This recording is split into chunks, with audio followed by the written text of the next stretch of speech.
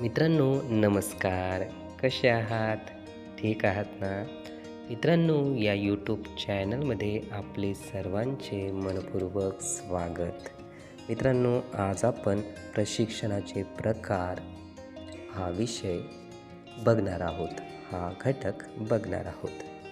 मित्रांनो, प्रशिक्षण जेही उद्योग किंवा संघटनेमध्ये किंवा कर्मचाऱ्याला दिले जाते, तर या प्रशिक्षणाचे काही प्रकार असतात का? किंवा कोणकोणत्या प्रकारानुसार हे प्रशिक्षण दिले जाते, तर याविषयी ही माहिती आहे. उद्योग संघटनेमध्ये ज्या कर्मचाऱ्याला प्रशिक्षण द्यायचे आहे, अशा कर्मचाऱ्यासाठी प्रशिक्षण देण्यासाठी कोणती पद्धत वापरावी? कोणत्या पद्धतीद्वारे प्रशिक्षण हे अतिशय उत्तमरित्या होऊ शकते? प्रशिक्षण कोणते महत्तम परिणामकारक आहेत? याचा विचार करून योग्य ते प्रशिक्षण प्रकार वापरावे लागतात. असे हे प्रशिक्षण प्रकार खालीलप्रमाणे आपण बघूया. त्याच्यामधील पहिला प्रकार आहे तो म्हणजे कार्यमुक्त प्रशिक्षण. मित्रांनो, या प्रशिक्षण पद्धतीमध्ये कर्मचाऱ्याला प्रशिक्षण कार्य करण्याच्या ठिकाणीच दिले जात नाही, तर कार्य ठिकाणापासून दूर अशा ठिकाणीच प्रशिक्षणाची व्यवस्था केलेली असते. कर्मचारी स्वकार्यापासून मुक्त असतात. प्रशिक्षण कालावधीमध्ये कर्मचाऱ्याचा कार्याशी संबंध नसतो, म्हणून अशा प्रशिक्षणाला कार्यमुक्त प्रशिक्षण असे संबोधले जाते. या प्रशिक्षण पद्धतीमध्ये खालील अनेक प्रशिक्षण पद्धतीचा समावेश होताना दिसतो. अशा प्रशिक्षण पद्धती या पुढील प्रमाणे आहेत. मित्रांनो, याच्यामध्ये पहिली प्रशिक्षण पद्धत आहे किंवा प्रकार आहे तो म्हणजे सूक्ष्म अध्यापन पद्धती. या पद्धतीचा वापर कर्मचाऱ्यांची कौशल्य प्राप्त करण्यासाठी केला जातो. यामध्ये कर्मचाऱ्यांची संख्या ही अतिशय मर्यादित असते. ज्याबाबत प्रशिक्षण घ्यायचे आहे त्यावर अतिशय बारकाईने लक्ष केंद्रित केले जाते. यामध्ये एक कौशल्य कर्मचारी शिकत असतो. त्यातील अनेक बारकावे समजून घेतो. सुरुवातीला ते कौशल्य शिकण्यात अडचणी निर्माण होत असतात. काही चुका होतात, त्या समजून घेत त्या चुका सुधारण्याचा वाटा आणण्याचा प्रयत्न हा केला जात असतो. त्यामध्ये सराव करण्यावर आणखी संधी देण्यात येते. चुका पूर्णतः सुधारतपर्यंत सराव चालू ठेवला जातो. ते कौशल्य शिकून घेतले असे वाटत नाही तोपर्यंत प्रयत्न सुरूच ठेवले जातात. अशा प्रकारे कार्यात अचूकता आणण्यासाठी सर्वतोपरी प्रयत्न केले जातात. यातून संपादनाची पातळी महत्तमरित्या साध्य केली जाते. मित्रांनो, अशा प्रकारे अधिक सूक्ष्म पद्धतीने कौशल्य प्राप्त करण्यासाठी सूक्ष्म अध्यापन पद्धतीचा वापर केला जातो. यामध्ये दुसरा प्रकार आहे तो म्हणजे व्याख्यान पद्धती. प्रशिक्षणामध्ये व्याख्यान पद्धती ही प्रचलित असलेली व पारंपरिक पद्धती म्हणून गणल्या जाते. यामध्ये प्रशिक्षकाची संख्या जास्त प्रमाणात असल्यास ही पद्धती वापरणे अधिक श्रेयस्कर ठरते. यामध्ये विशिष्ट विषयावर प्रशिक्षणार्थी समोर व्याख्यान दिले जाते.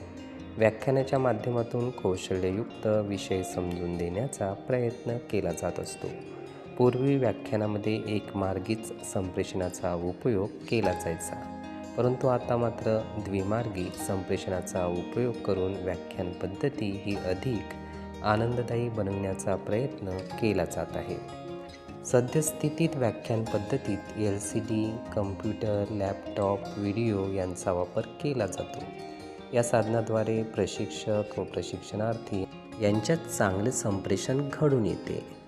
यातून प्रशिक्षणार्थीची सहभागाची वृत्ती वाढण्यास मदत मिळते. या व्याख्यान पद्धतीद्वारे इच्छित उद्दिष्टाने कर्मचाऱ्यात कौशल्याची रुजवण केल्या जाते. मित्रांनो, यातील तिसरा प्रकार आहे तो म्हणजे कार्यक्रम अध्ययन पद्धती. उद्योग व संघटनेमध्ये कर्मचाऱ्यांना प्रशिक्षण देण्यासाठी क्रमबद्ध अध्ययन पद्धतीचा उपयोग केला जातो. यामध्ये ज्या विषयाचे कौशल्य कर्मचाऱ्यात रुजवायचे आहे त्या विषयाला सुरुवातीला थोड्या थोड्या घटकांमध्ये विभाजित केले जाते. अशा कौशल्यपूर्ण लहान घटकावर प्रशिक्षणार्थीला काही प्रश्न विचारले जातात. त्या प्रश्नाची उत्तरे चुकली तर त्याचे स्पष्टीकरणाची व्यवस्था त्या ठिकाणी असते. म्हणजे उत्तर का चुकले हे प्रशिक्षणार्थीला माहिती होते, परंतु प्रशिक्षणार्थीला त्या प्रश्नाला सोडविताना विशिष्ट पद्धतीचा उपयोग करून योग्य उत्तर निवडावे लागते. पहिल्या भागामध्ये उत्तर बरोबर आले तर दुसरा भाग हा समस्या सोडवण्यासाठी घेतला जातो. असा एक भाग करीत समोरच्या भागाकडे क्रमाक्रमाने मार्गक्रमण केले जाते. मित्रांनो, अशा पद्धतीने प्रशिक्षणार्थी एक भाग पक्का करीत समोर जातो. शेवटी सर्वच प्रशिक्षणार्थीने शिकून घेतले असल्यास शेवटच्या टप्प्यावर संपूर्ण भागावर एकत्रितपणे परीक्षा होते. यातून प्रशिक्षणार्थीने कितपत भाग संपादित केलेला आहे याची माहिती मिळते. या पद्धतीमध्ये कौशल्य शिकवण्यासाठी प्रशिक्षक म्हणून कोणीही उपलब्ध नसतो. या पद्धतीत प्रशिक्षणार्थीला स्वतःला प्रश्नाची उत्तरे देत समोर जायचे असते. यात प्रशिक्षणार्थी स्वतः दिलेल्या उत्तराला गुण देतो. यातून विशिष्ट पद्धतीने प्रशिक्षणार्थीने कौशल्य प्राप्त केले की नाही याबाबत स्वतःलाच माहिती मिळते. यासाठी आधीच विशिष्ट अशा क्रमबद्ध प्रश्नावली तयार केल्या जातात.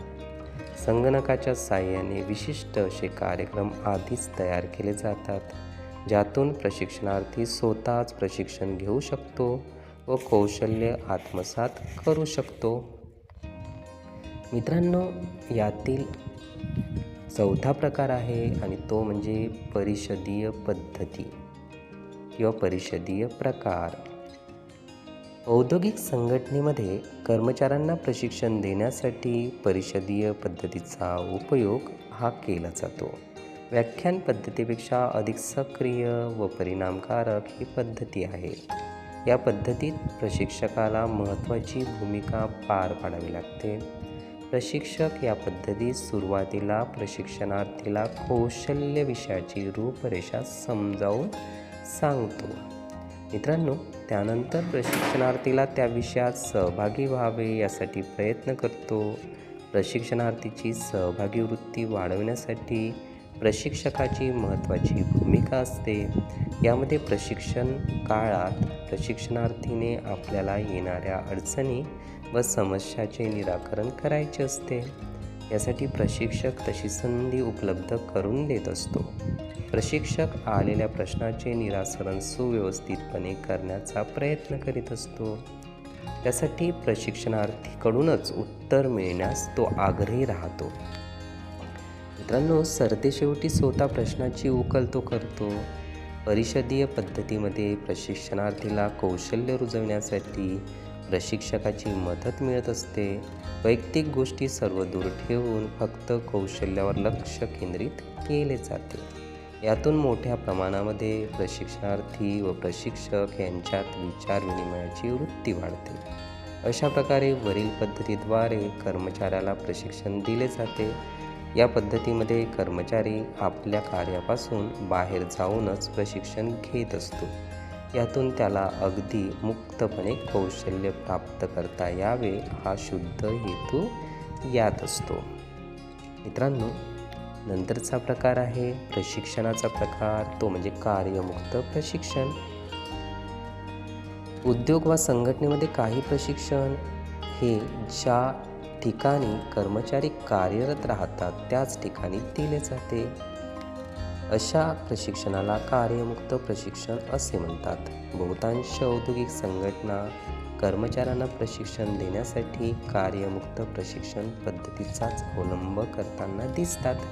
कारण अशा प्रशिक्षणामध्ये औद्योगिक संघटनेला फार तर खर्च सहन करावा लागत नाही. तसेच कार्य सुरू असताना कर्मचाऱ्यामध्ये कौशल्य रुजवल्या जाते. या कार्यमुक्त प्रशिक्षणाचे काही प्रकार आहेत ते आपण बघतो आहोत. यातील पहिला प्रकार आहे तो म्हणजे उमेदवार प्रशिक्षण. औद्योगिक संघटनेमध्ये अनुभवी कर्मचाऱ्यांना अतिशय महत्त्व दिले जाते. या बाबीला अनुसरून काही कोर्सेस करीत असताना कोर्स झाल्यानंतर लगेचच 6 महिने किंवा 1 वर्ष कालावधीचे उमेदवार प्रशिक्षण घेणे बंधनकारक केलेले आहे.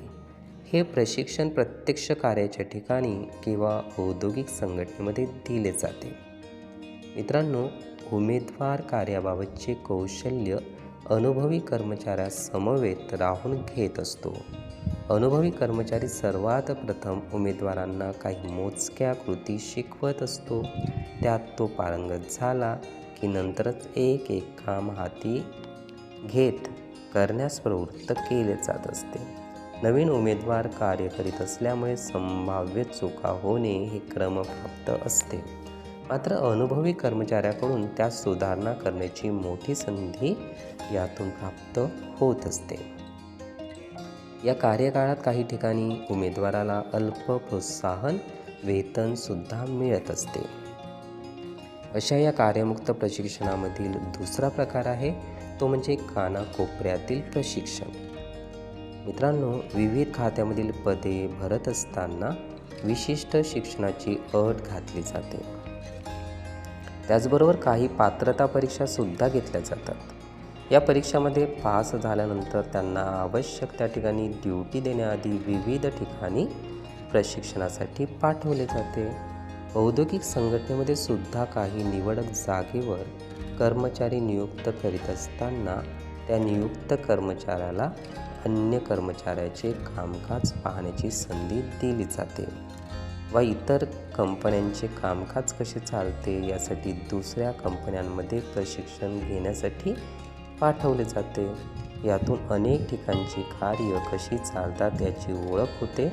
तसेच नवीन असताना कार्याबाबत कौशल्य अंगी रुजण्यास मदत मिळते. प्रत्यक्षात व्यक्तीला कार्य सोपवण्यासाठी या प्रकारचे प्रशिक्षण घेण्याची व्यवस्था संघटना करीत असताना दिसून येते. मित्रांनो, कार्यमुक्त प्रशिक्षणामधील तिसरा प्रकार आहे तो म्हणजे नोकरीपूर्व प्रशिक्षण. सद्यस्थितीत झपाट्याने स्पर्धा वाढत आहे. या स्पर्धेमध्ये प्रत्येकाला टिकावे असे वाटत असते.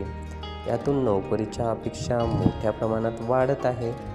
नोकरी मिळावी म्हणून काही व्यक्ती नोकरीपूर्व प्रशिक्षणामध्ये सहभागी होत असतात. शासकीय स्तरावरून व्यक्तीला नोकरी मिळावी व त्यांना पुढील प्रशिक्षण आत्ताच मिळावे यासाठी असे नोकरीपूर्व प्रशिक्षण कॅम्प आयोजित केले जातात. पोलीस भरतीपूर्व प्रशिक्षण, होमगार्ड भरतीपूर्व प्रशिक्षण, तसेच औद्योगिक संघटनेमध्ये नोकरी मिळावी यासाठी आवडत्या क्षेत्राविषयी प्रशिक्षण आधीच घेतले जाते. यातून व्यक्तीला प्रशिक्षण मिळते, कौशल्य हस्तगत होते व नोकरी मिळण्याची संधीसुद्धा प्राप्त होत असते.